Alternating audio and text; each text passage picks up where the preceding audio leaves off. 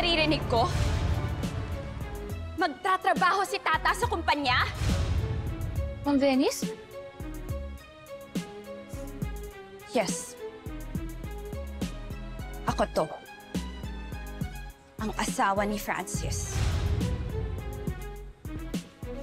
Venice. Hindi mo talaga titigilan ang asawa ko? Venice, please. No, Francis! You are not hiring her. Hindi pwede. Ano naman yung gagawin ng babaeng to sa kumpanya, ha? Magbebenta ng ulam? Magdadala lang yan ng karchipan. Ma'am Venice, marami na po kung kaya ibang gawin eh. Hindi lang po magbenta ng batchoy. Good thing sinamahan ko si Francis para magsimba. Pero iba ka talaga, Tata. Nananadya ka talaga. Sinusundan mo talaga yung asawa ko kahit magsimba, ha? Ganon ka na ba kadesperada? Hindi po. Sumakto lang na dito ako nagsimba eh. Tapos dito na siya nagsimba. Huwag ka magsinungaling. Nasa simbahan tayo. Venice, tama ka. Nasa simbahan tayo. This is not the right place para mag-tantrums ka. Wala kaming ginagawang mali ni Tata. I'm trying to help her kasi kailangan niya ng tulong. Nauflagyan mo pa yun ng mali siya. That's your fault and not hers.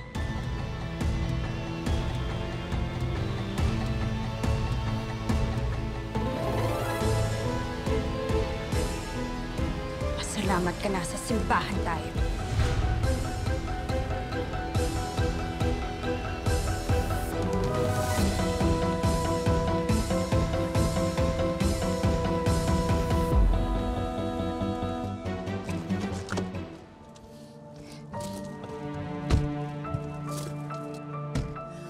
Are you insulting me, Francis?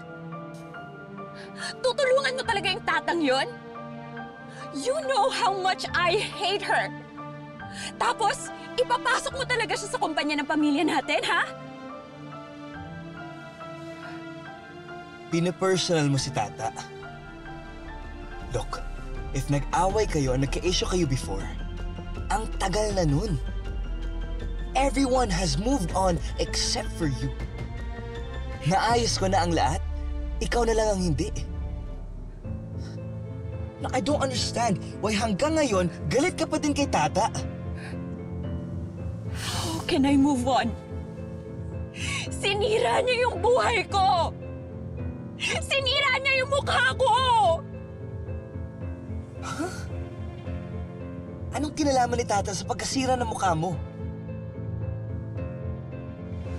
Kailangan wasakin natin ang mukha ni Tata.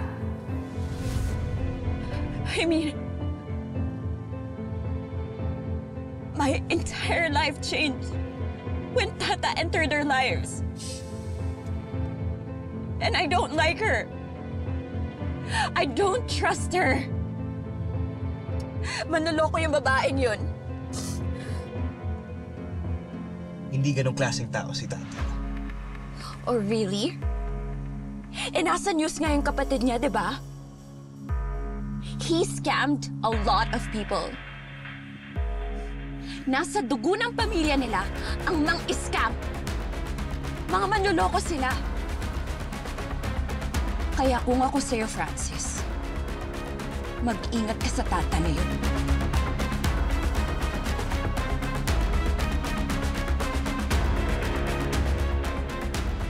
Lahat ng tao magkaiba.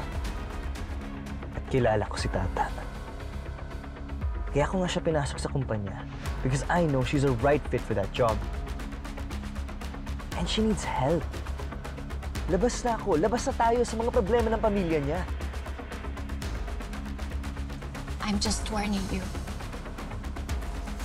Hiring that Tata will be the worst decision of your life. Bait-baitan lang yan, ha? Pero sa huli, lalabas din yung sungay niya.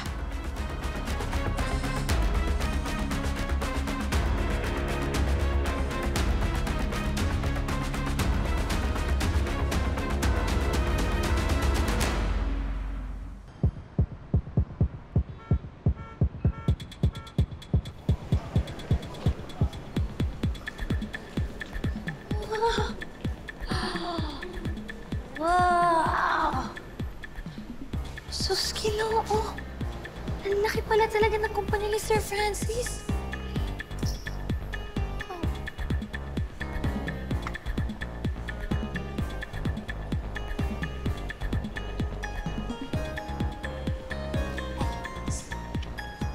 Excuse me po. Ako po si Roberta Magbanwa. Unang araw po wala pa po akong company ID.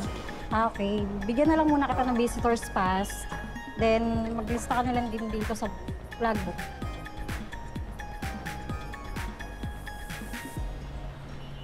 Thank you. Ay, lista na lang po kayo dito.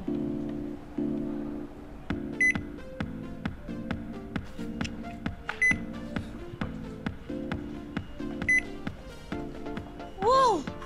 Ay, tagtagali. Wow! Wallet yung gamit nila? First time ko makita yun ah. Nadine.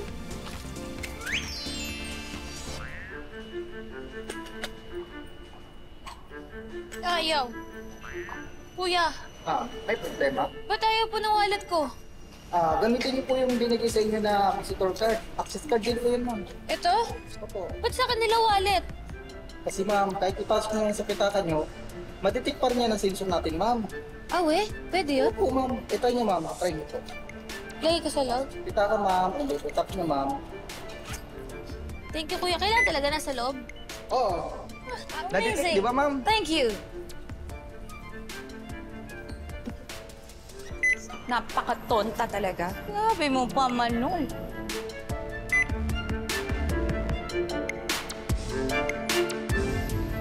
Wow.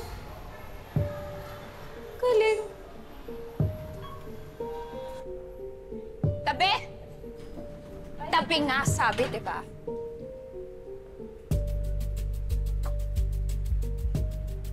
Sasabay ka talaga sa amin? Walang sumasabay pag ako yung sumasakay sa elevator. Tandaan mo yan, ah.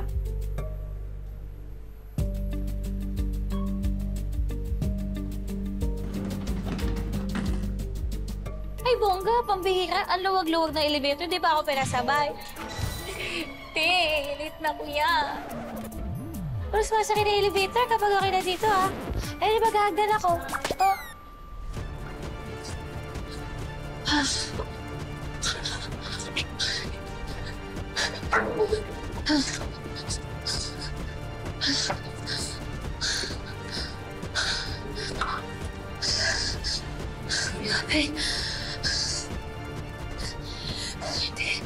Hindi ko dapat sumuko. Kaya ko to.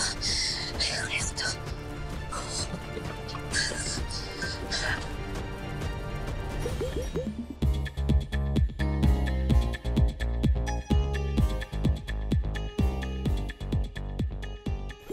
Sir?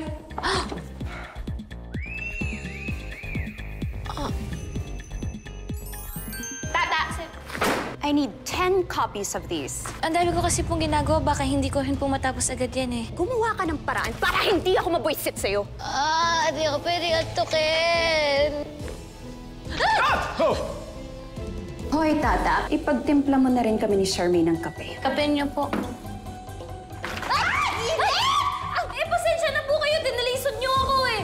Ano ba yung sisisihin mo, ha? Ha? Kahit yung mga importanteng dokumento na dumihan dahil sa'yo. Ito yung binigay ni Miss Charmaine tapos pinirmahan pa ni Ma'am Venice, oh. Di kaya ito yung modus ni Ma'am Charmaine tsaka ni Ma'am Benny.